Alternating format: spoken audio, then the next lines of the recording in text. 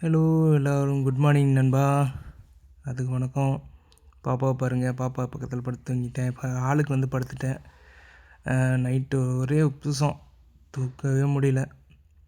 ஜன்னல் ஓப்பன் பண்ணி வச்சா ஜன்னல்லையும் கொசுவாக வருது. அதுக்கு ஒரு ஐடியா பண்ணியிருக்கேன், வாங்க உங்களுக்கு காட்டுறேன். பாருங்கள், எங்கள் வீட்டு ஜன்னல் இது. கொசுவலை, பழைய கொசுவலை இருந்தது. அதை அப்படியே எடுத்து அப்படியே மூடி விட்டேன்.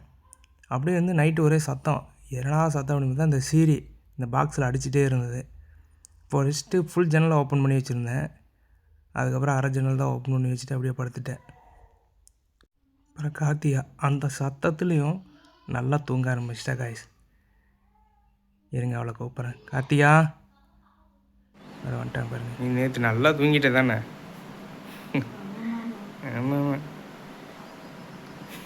ஏதாவது சத்தம் கேட்டுதா? என்ன சத்தம் கேட்குற பாருங்க. எந்த சத்தம் வந்தாலும் சரி நல்லா தூங்குறா. அப்புறம் பாப்பாவை நான் தான் தூங்க வச்சேன். பாப்பா நைட்டு தூங்கவே இல்லை. நைட்டு ஒரு 12 மணி ஆயிடுச்சு தூங்குறதுக்கே. பாப்பா தொட்டிலில் ஆட்ட ஒரு 10 நிமிஷத்தில் எழுந்திரிச்சிருவா. அப்புறம் மறுபடியும் எழுந்திரிச்சி மறுபடியும் ஆட்டணும். அப்புறம் அந்த சத்தம் வேறு. சரி வாங்க வெளியே போவோம். பாருங்கள், கிளைமேட் பாருங்கள் எப்படி இருக்குன்னு. 8 மணி ஆனது மாதிரியே தெரில. மழை மோட மாதிரியே இருக்குது. மழை வருமா என்னன்னு தெரில. நான் மதிய டைமில் பார்த்திங்கன்னா பயங்கரமாக வெயில் அடிக்கும். பாருங்கள், வீட்டு வாசல் பாருங்கள் எவ்வளோ அழகாக இருக்குன்னு. கிளைமேட்டே எவ்வளோ நல்லா இருக்குன்னு பார்த்தீங்களா?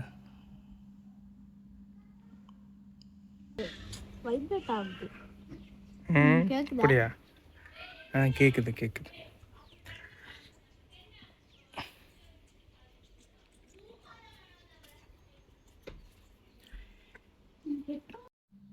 சரி, ஓகே, பாய் எல்லாத்துக்கும். பாய், இன்னொரு நாள் பார்க்கலாம். பாய்.